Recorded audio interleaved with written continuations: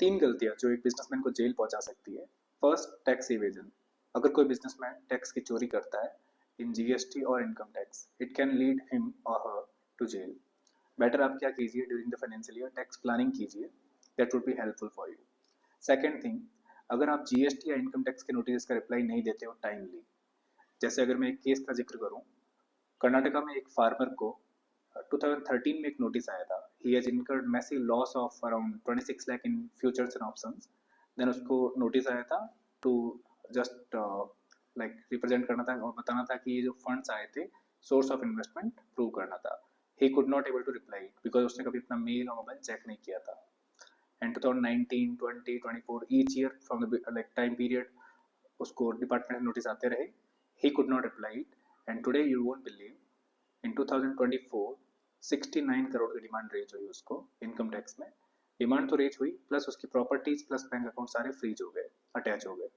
So this was second mistake generally businessman should not do. You check your mailbox and messages every day or with a sufficient interval to just to know any communication you have received from department or not. Third thing, money laundering.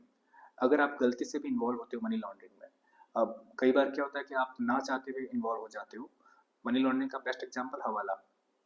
एक illegal तरीके से cash कमाया हुआ है, उस cash को आप legitimate वे में कन्वर्ट करना चाहते हो, दैट इज मनी लॉन्ड्रिंग। जैसे अगर बात करूं, एक केस था कि कुछ थोड़े कमीशन के लिए एक आदमी ने अपने अकाउंट यूज करने के लिए कुछ लोगों को दे दिया, and those person were dealing money laundering, like हवाले का बिजनेस कर रहे थे। तो हवाले में क्या होता है, पैसा कहाँ से आता है, सोर्स नहीं होता है, कैश होता है। उस कैश को उनके अकाउंट में जमा करवाना होता है, और उस पर्सन के अकाउंट में 15 करोड़ 16 करोड़ का ट्रांजेक्शन हो गया in a year, and that person का income was not even 2.5 lakh per annum, उतना भी आईटीआर फाइल नहीं किया गया था। And later on he got a notice of almost 22 crore ka demand, if I'm not wrong. So these three things, avoid it and save yourself and have a peaceful life. Thank you so much.